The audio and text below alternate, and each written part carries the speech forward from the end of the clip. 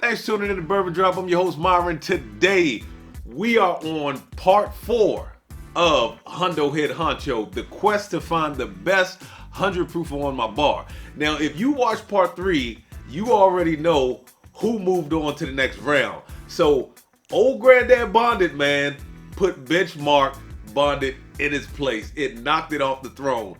I am going to get these set up. Of course, we're always going to go from my right to my left, so it's easier for you guys to follow at home. Let me turn these around. Tonight, we've got A, B, C, D, E, and F. We've got 6 on the table. Round 3 had 7. I told you sometimes it might fall that way because of the amount of bottles I have. So we've got Knob Creek 9-year, Butterscotch All Day Long, one of my favorites. You've got Jack Daniel's Bonded. It is liked amongst the Jack Daniel's crowd, and not just necessarily the Jack Daniel's crowd. It is not a bad bottle.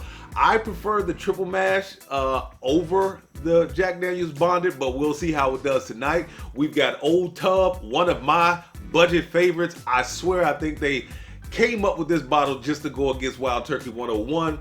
The winner from round 3, Old Granddad Bonded. We've got Redwood Empire's Grizzly Beast Bottled in Bond, and then we've got JTS Bottled in Bond. Now, the reason why the JTS is empty is because I have this in my decanter. So I'll have to get my Glen set up. We'll get the table set up. Just give me a second. The fact that I've got 3 Beam products, a Heaven Hill product, a Jack product, and a Redwood Empire original product, I don't know. It might make it a little challenging for me, especially with the 3 Beam products. And that Heaven Hill sometimes can give me that kind of clove, nutty, flavor in it as well. So I'm not gonna say who I think is gonna win. It's been a surprise for the first 2 episodes, and the fact that the Granddad Bonded took first place on the 3rd episode, man, it just, it kind of shocked the heck out of me. So I don't want to make any predictions. We'll get these things set aside, and then we'll start nosing the first glass. Once again, it'll go from my right to my left, easier for you guys to follow at home. All right. So, glass number 1.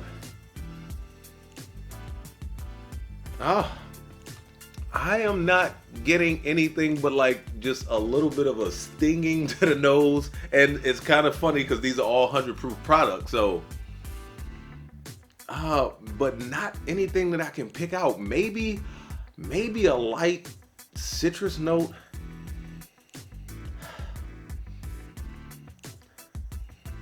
Maybe a light citrus note. That's pretty much it. Let's you know what? Let's go into the glass.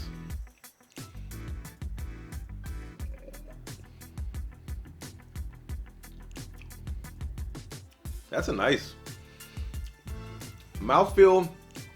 Is thin to medium, but it's really nice, really flavorful. I get kind of like a berry note, and that citrus did transfer over.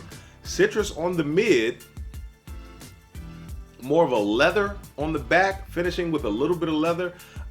Yeah, thin to medium mouthfeel. Not super viscous, but it's got a really nice mouthfeel. Glass number 2. Oh, wow. That is a very fruity, very pleasant and fruity nose. Oh. It's almost got a little bit of that pink bubblegum note in the nose. It's got like this really fruity, almost like that Big League Chew, almost like a nice grapey note to it. That's nice on the nose. Nice vanilla.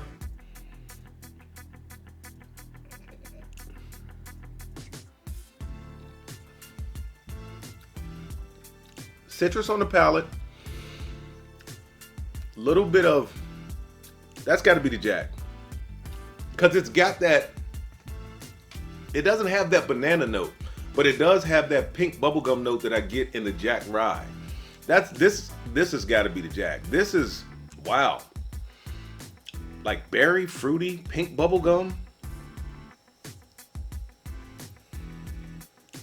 This smells like it is JTS Brown. This has that Heaven Hill nose to it, But then again, like I said, Beam and Heaven Hill can sometimes have like, cause I'm starting to pick up like a little bit of clove and that cinnamon note, and I've been picking that up in Beam products lately. But it has that Heaven Hill nose. This could possibly be Old Tub too, because it smells a little youthy. Let me see.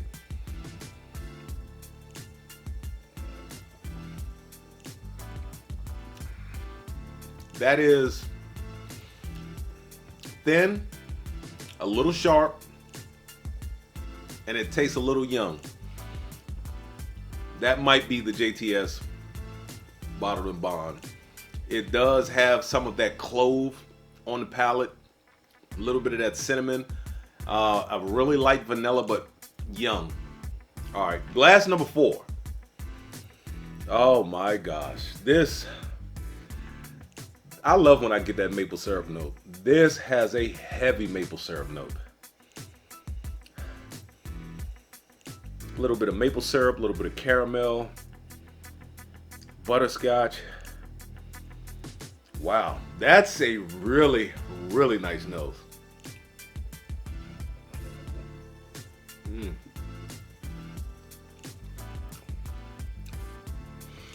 Thick, viscous. I'm getting a little bit of oak. Maybe some of those tannins. That could possibly be the Knob Creek 9-year.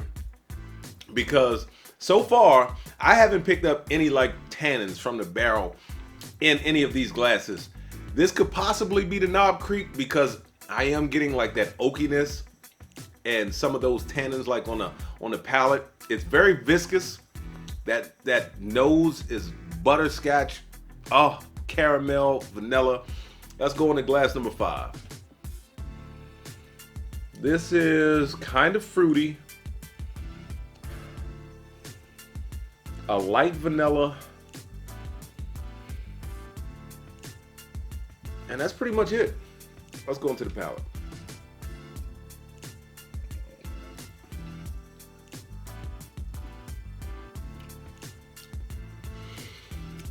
That's actually a little thin, not super thin, thin to medium, like I think I said the first one was. A little oaky. I'm actually tasting a little bit of char. And that's, yeah, that's a little bit of vanilla, and that's pretty much it. Number 6.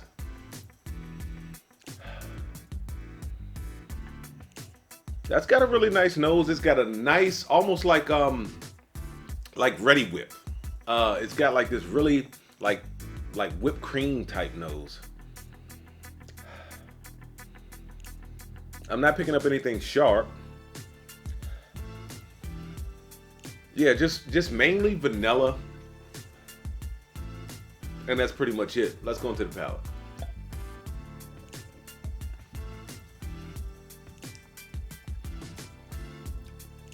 That's actually pretty good. That's nice. It's kind of creamy on the palate. It's got some butter, like a buttery, like a sweet butter. And that's really, this has been a really, really simple glass. It's nothing that's wowing me, but it's still good. Right now, I would probably say that's in 3rd place. Let me clean the palate and then I'll go the other way.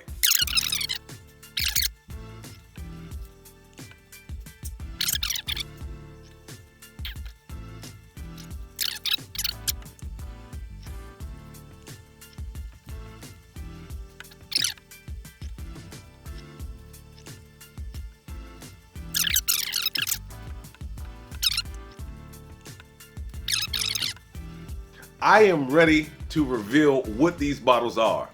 I am not going to mess with you and start from the last one to the first. We're going to go straight to the first.